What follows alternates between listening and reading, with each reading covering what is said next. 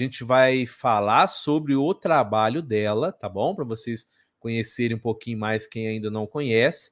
E nós vamos hoje falar sobre um assunto que é um dos fundamentos principais da doutrina espírita, que é a reencarnação, né?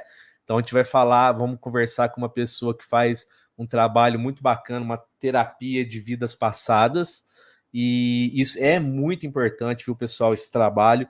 E vão ser duas lives, vão ser dois convidados, um depois do outro, falando sobre isso, tá? A Thaís hoje, e em outubro também vai ser sobre esse tema a nossa live, com um super convidado também.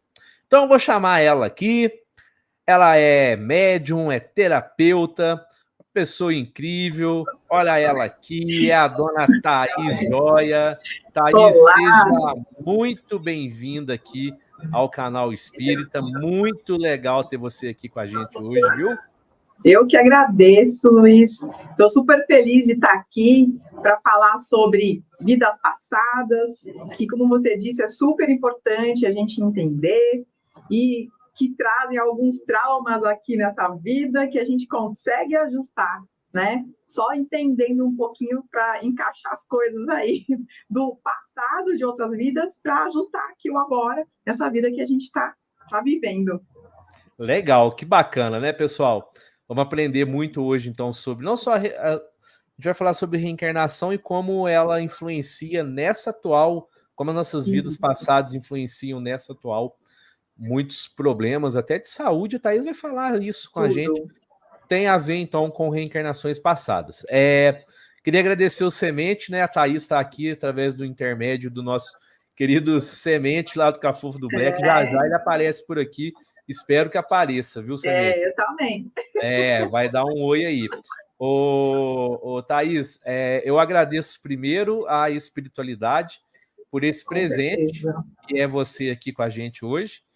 Porque se não fosse para você vir, espiritualidade ia falar para você não vir, então eu agradeço a espiritualidade, os mentores aí que trabalham com você, e agradeço a sua generosidade em estar aqui hoje para nos ensinar.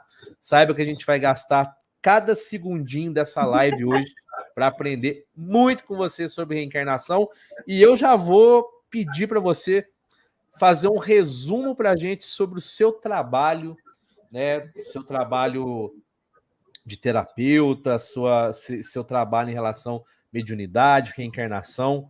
Conta aí pra gente. Pessoal, antes da Thaís começar, o link para o Instagram dela tá aqui na descrição da live e também para o canal dela aqui no YouTube, Alma de Coruja, tá bom? Tá aqui na descrição, só vocês clicarem aqui. Mas a Thaís, então, vai falar um pouquinho pra gente agora sobre o trabalho dela, fazer um resumo para a gente começar a falar da reencarnação. Beleza, Thaís? Vamos lá. Fazer um resumo mesmo, que é desde criança que eu vejo espíritos. Então, só para a pessoa entender por que eu cheguei aqui hoje. Então, desde criança eu vejo espíritos, só que aquela história que muita gente conta, a gente fica com medo, a gente não entende. A minha mãe tem uma base católica, né? Ela é professora de catequese, ela não sabia me explicar aquilo. Então eu via, às vezes, espíritos querendo falar comigo, principalmente à noite, tá? No meu quarto, quando era criança, e eu saía correndo para dormir com ela, que eu tinha medo, não sabia, né, o que era aquilo. E foi minha infância inteira assim, praticamente, tá? Para resumir. Muitas pessoas da minha família que, né, desencarnaram, vieram falar comigo, ou em sonhos, ou, né, ao vivo, vamos dizer assim, para mandar recados, tudo. E aí a minha família começou a falar: opa, ela é pequena, que ela não sabia nem eu nem sabia o que eu estava falando direito, né, quando é criança. E aí meu pai começou a ler Allan Kardec para entender e para ver se conseguia me ajudar. Porque eu fazia tanta pergunta, Luiz, tanta pergunta pro meu pai, ele falava: você vai estar me deixando louco, porque eu não sei responder tudo isso para você. Então ele começou a ler sobre Allan Kardec, começou a ler alguns livros espíritas e começou a falar algumas coisas para mim. E assim foi. Até minha adolescência eu via muito, eu não controlava isso, eu não sabia como controlar. e fui procurar o espiritismo, porque naquela época, o que tinha, né? Ou era uma religião que não falava disso, nem podia falar disso, né? E eu falei, então tá, então vamos em alguma religião que meu pai, em algum lugar que meu pai já tinha me falado sobre a base, e eu comecei a estudar, né? Então a minha base é espírita, por conta disso, porque eu fui começar a entender algumas coisas quando eu comecei a frequentar, né, o centro espírita. Mas tiveram muitas passagens de coisas boas e não tão boas. E eu também, como eu não estudava na época, eu não sabia o que era uma vibração, o que era energia. Então, às vezes, quando eu não estava muito bem, eu via coisas ruins, né? E quando eu estava bem, eu via coisas boas. Então, eu tenho várias histórias aí. Se você quiser, eu conto uma de cada só para ilustrar o que acontecia comigo.